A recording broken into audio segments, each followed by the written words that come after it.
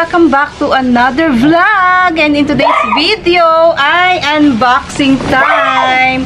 Kakauwi ko lang 1 hour ago from LBC. Pinick up ko siya sa SM San Jose del Monte. Yung SM Tungko dito sa amin. Pinick up ko siya kasi hindi ko siya pina-deliver hanggang dito sa bahay kasi madalas umaalis ako or wala ako, baka walang tao or walang mag-receive, 'di ba? Kawawa naman. And then meron pa ako dito, yung binanggit ko sa inyo nung nakaraan na kailan to. Kasi ilalagay ko diyan yung date kung kailan ko to nakuha. And may dala akong ganito sa mall. Buti na lang nagdala akong ganito kasi dala ko si Cookies, kaming dalawa lang bumiyahe. And then, bit-bit ko to. Medyo mabigat. So, ito yung excited na excited akong buksan. Pero, hintayin natin yung isa pa na dumating. Kasi chinek ko, wala pa siyang update sa LBC. Or, I mean, doon sa, sa tawag dito, sa LBC online. Yung sa online, tinatrack yung number. Wala pa siyang update 2 days ago. 26 siya pinadala. Anong date na ngayon? 29 na ngayon, 3 days ago. So, ayun. Ito kaya muna yung buksan natin. Yan o. Yan. Medyo happy-happy tayo. Happy-happy. Medyo happy tayo kasi may bubuksan tayong mag-unboxing tayo. Dapat pala pinabalot ko na lang ng, sayang kasi yung nila box. Nabili ko to kay Among the Thorns. Malapit lang naman dito sa amin. Madami din silang gymno guys sa gustong bumili. Actually, sa kanya ako nagtatanong nung Astro na Kiko or turtle ba yun? Eh, wala daw siya. Wala pa siya. Yun kasi, doon ko kasi sa kanya nakita before na nagtitinda siya eh. Kaya lang hindi pa ako bumili nun. So, ito yung nabili ko sa kanya. Ay, meron akong Choco Mucho. Kain nga natin to. Alam nyo kanina, mag-grocery sana ako sa mall. Commercial muna. Mag-grocery sana ako kanina sa mall. Kaya lang nakaramdam ako ng hilo. As in, nahilo talaga ako. Feeling ko, anemic na naman ako kaya ganon. Naramdaman ko siya nung nasa biyahe kami ni Cookies. Feeling ko siya din nahihilo kasi matagtag yung nasakyan namin na jeep na, hindi aircon na jeep, tapos ang baho nung aircon. Yung, basta meron kasing aircon na pag naamoy ko yung ganong amoy, nahihilo ako. Para siyang lemon na basta. Hindi ko gusto yung amoy ng ganon at saka ng bas, nahilo talaga ako. Pag ganon, pinapawisan ako ng malamig, feeling ko babagsak na ako. Ngayon, nung nasa LBC na kami, nawala guys. Nawala yung hilo ko. Merong hilo, pinapawisan pa rin ako ng malamig, pero hindi na katulad nung nakasakay kami. Kumain ako sa mall, tapos ganon pa rin nahihilo ako, parang may something. Kaya, feeling ko anemic. O, kwentuhan na tayo ng oras, ay ilang minuto na, 5 minutes na. Free. Thank you, Among the Thorns. Ang nakuha ko sa kanya, 5 peraso. Buksan natin.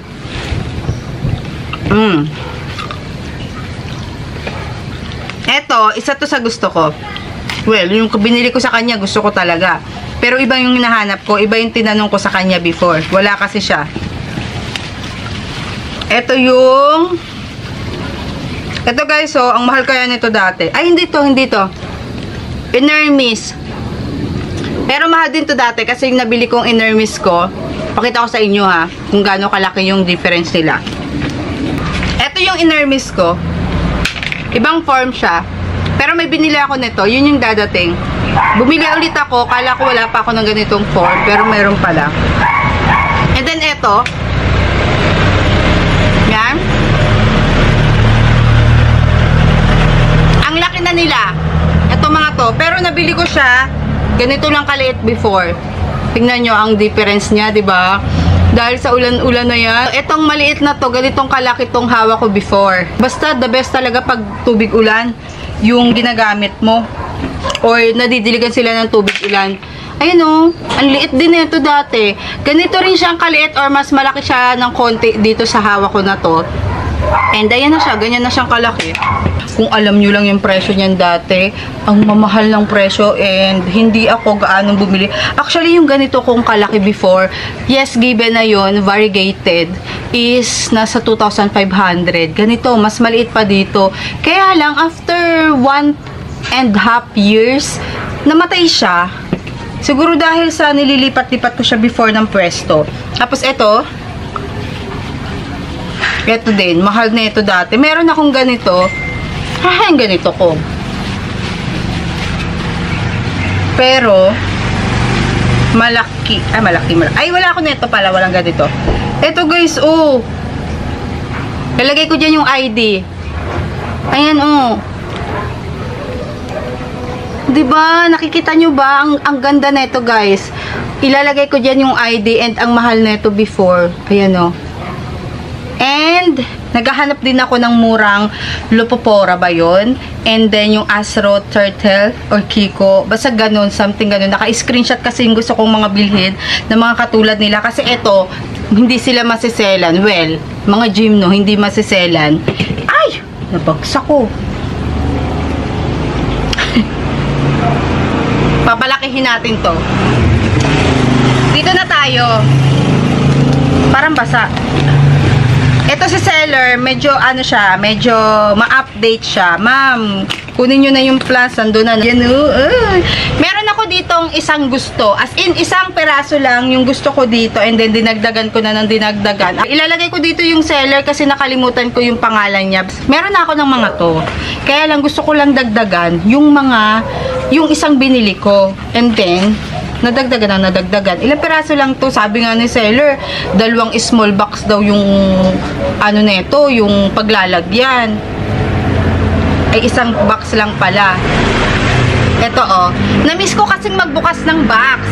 Kaya nagpa-uproot ako. 'Di ba before sabi ko sa inyo pag bibili kayo ng succulent sa Benguet is mas okay yung hindi siya uprooted or may lupa pa siya and then ipadala sa inyo ng tuyo na, yung potting mix. Kaya lang dahil na-miss natin na magbukas ng box kasi lately yung mga napapanood ko patay bukas ng boxes from LBC, gumaya ko ngayon. Pina-uproot ko. Ayan o. And then hindi ko rin mapupuntahan sa AP Cargo or sa Victory Liner na pinupuntahan namin dahil busy nga ako. So, ayan, Panda Ear. Ay, meron pa pala akong ganito. Pero, kasi, napakadami ko nito before. Ang ginawa ko, pinamigay ko sila guys lahat. Kasi, 25 pesos lang to before. Ganito kalaki guys ha. 25 pesos to kung naabutan nyo. Before pandemic, ang mumura ng succulents. Ngayon, nga. Napakamahal ngayon. Well, mura na rin kumpara nung pandemic talaga. Tapos ito, mas gusto ko kasi yung yung pag bumili ako, yung nag-i-invoice kasi kaya sabi ko sa mga seller na binibilhan ko, wait ko muna yung invoices nyo bago ko bayaran kasi mamaya may i-add ako ng i-add tapos hindi naman available na, ganyan. Ganda nung ni seller nung pagkaka-air dry niya. Tingnan nyo, ito naman Choco Soldier. Ayan ang laki niya. Meron din ako nito ngayon. Pero, bumili pa rin ako. Ayan wala lang. Gusto ko lang bumili. Ito naman si Panda Ear. Magkaiba sila guys.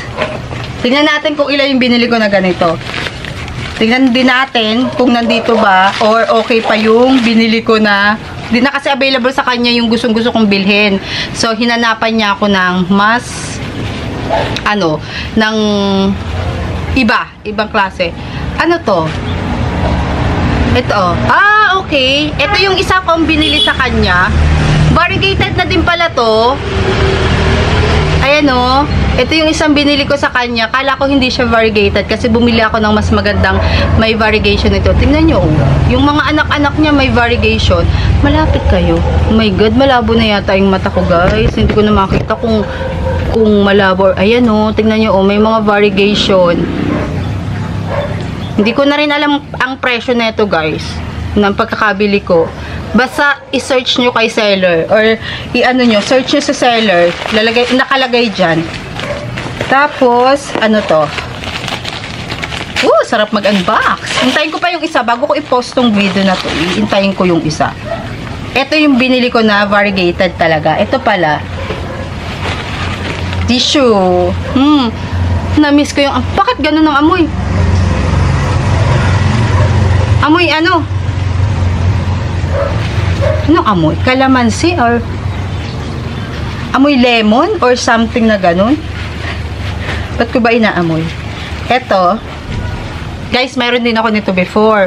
Tapos, may pumunta dito, natatandaan ko.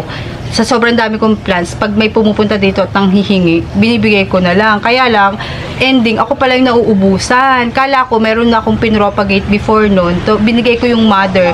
Hindi pala ako nakapag-propagate. And then, nabili ko siya before sa pagkakaalam ko. Wala na yung seller na yon. Wala na. Or ano, hindi na siya nagtitinda. Imported. Korean ang mga binibenta niya. Korean, succulents, lahat. So, bumili ako ng ganito, guys. Worth 1,000, I think, 2,300 ko siya nabili. Ganito, maliit pa dito. Ganitong kaliit. Yan, ganitong kaliit. Tapos, dumami naman siya, kaya lang, napamigay ko. So, eto. Uy, kinakabahan ako sa'yo.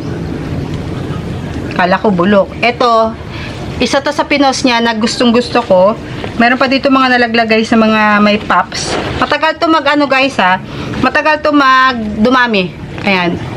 Gasteria, variegated Gasteria. Kung di ako nagkakamali. Ang ganda ng variegation niya. Kinuha ko na yung pinakamalaki sa kanya. Dito sa ating mga Gasteria guys, ayaw niya nang palagi nadidiligan. For example, nagdidilig ako once a week. Example lang ha. Huwag mo siyang isasabay. Every 2 weeks mo siya diligan or once in 2 weeks mo siya diligan. Plus, ang potting mix niya dito sa area ko na nagwo-work is more on pumice. At least 75% pumice. Basta yung gritty, yung potting mix and walang gaanong garden soil, yun ang gustong-gusto ng mga to. Kaya lang yung dating binigay sa akin, nalusaw siya. Kasi nung lipat ko dito, tapos summer last year, diniligan ko ng diniligan sila, kasama yun, nalusaw. Bakit may malaki? Eto. Ilan lang yung binili ko? 1, 2, 3, 4, 5, 6, 7. 7 ba yung binili ko? Hindi ko na matandaan guys ha. Check ko.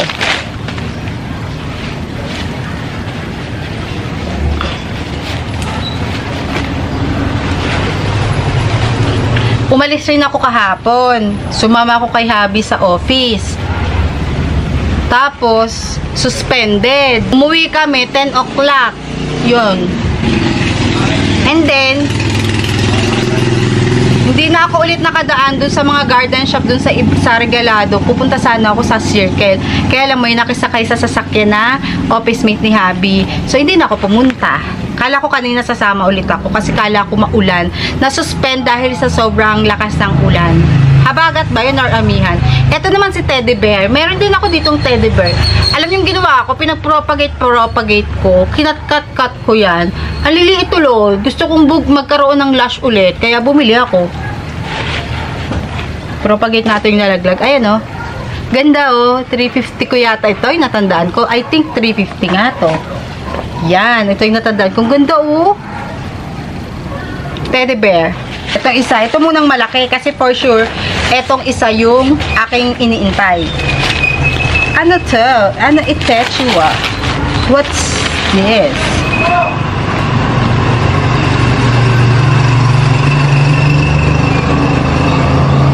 Ay, hindi! Okay, free lang pala ni seller yun. Kala ko dalawa yung binili ko. Ito pala yung isang binili ko na malaki. Ito yung meron ako before na variegated, tapos nalusaw siya. Okay. Lagay ko dyan yung mga idea para sa maghahanap. Ayan, yung binili ko. 150, 180. Di ko tanda guys. Basta ilalagay ko na lang dyan. Ayan, ito yung binili ko. Ito pala yung bigay ni seller. Hindi pala dalawa yung binili ko. Kasi ito yung binili ko eh. Iwan na natin yung mga pops. Ayan yung binili ko. Ito bigay ni seller. Thank you, seller. So, 6 lang pala yung ano ko. Yung nabili ko. Ito. Pagkatanim natin na ito, guys, wag na wag nyo siyang didiligan kasi malulusaw. Ito matagal to mag-ugat. Yes, matagal to mag-ugat sa akin. So, pang-display ko lang talaga to do sa area ng mga hindi ko nalalagyan dahil wala nang gaanong araw. Plus, gusto nito ng bright light lang or morning sun. You know, ang ganda, ang laki nito. And, hindi siya matinik. Plus, ang ganda nyo. Oh, parang leather na madulas na something na, tignan nyo, oh. Ang ganda. So, ito, ang ating pinakahihintay. Yung nasa post niya, may nakapagpa-reserve ng una. Pwede namang, mag-mine via PM. Ngayon, nag-PM ako sa kanya na baka meron pa siya na ganito. Is ibigay niya na lang sa akin. Kaya naghanap ata siya. Sana lang talaga. Woohoo! Meron din ako nito before, guys. Pero hindi ko siya naalagaan. Pero namatay siya after 2 years. After 2 years pa siya namatay. Ito si Variegated Super Balm. Ayan ganda. Mataas na rin siya. Ay, sayang. Naputol. Ayan may putol siya, guys. Sayang. Nasa ilalim kasi siya. Ay, nasa gitna. Ayan naputol siya. So, ito siya. Si Variegated Super Balm. Si Teddy Bear. Ayan. Si Choco Soldier. Si Panda Ear. Panda Ear to, guys. Tapos, nakalimutan ko yung ID niya. Ang laki pala nito. Kaya hindi ko naalala o hindi ko pinagdudahan tong isa na binigay ni seller. Tapos, itong Gasteria na variegated. Ayan, And then, itong Inermis ko, single to.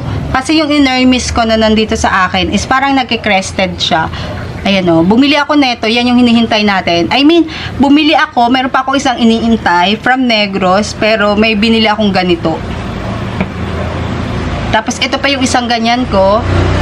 Mas mabilis lumaki sila pag nakalagay sa maliit na paso. Tapos, ito pa yung binili ko kay Among the Turns. Ayan So, sa wakas, medyo maliwanag pa kahit 5:30 na ng hapon. Gusto ko lang i-unbox sa inyo itong last na hinihintay ko from... Ay, walang nakalagay. Pangalan lang yung nakalagay dito. Pero ilalagay ko yung seller na binilhan ko nito. Ito yung hinihintay ko, guys, na happy ako dahil hindi ko siya binili nung time na... Iingay si Cotton. Nung hindi ko siya binili, nung time na napakamahal niya. Ganitong kaliit lang siya, pero ang mahal-mahal niya before. Buti na lang nakapaghintay ng bongga ang lola nyo. So, i-ano natin, i-unbox.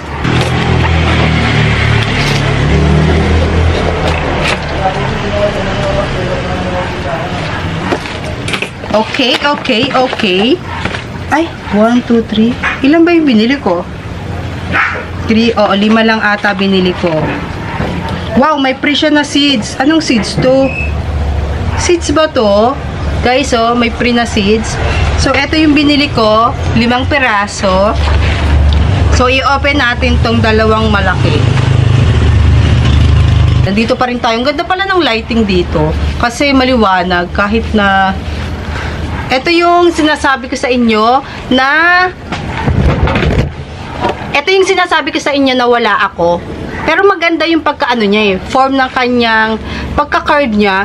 Yung nandito ko kasi, may mga bukol-bukol pa siya sa mga gilid-gilid. Pa-carve din na ganyan, pero may mga bukol-bukol.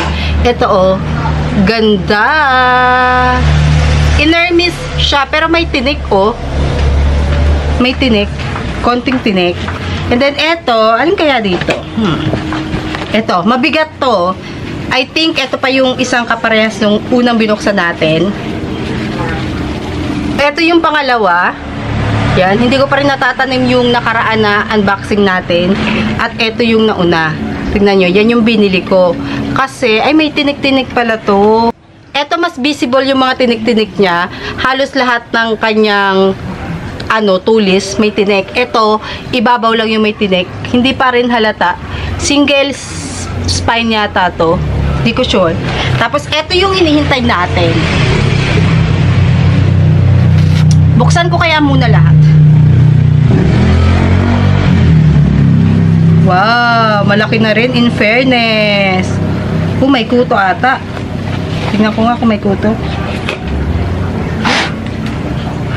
Buksan ko lang guys ha, bago ko ipakita sa inyo para mabilis tayo. Kasi isang ano lang naman to, isang ID. Wow! May mga bebe na siya. Nagkatrangkaso ako guys, kaya hindi ako nakapag-vlog ng ilang araw. Wow, ito maliit. Pero at least yung mga nabili ko is magaganda yung variegation. Tignan nyo oh. Kilala nyo ba to? Sa mga nagko-collect ng mga ganitong klaseng halaman. Ayan oh. Multicolor na gymno. Ang ganda niya oh. Ay, teka lang. Pakita ko. Yan. Alam nyo guys, isa to sa wishlist ko before.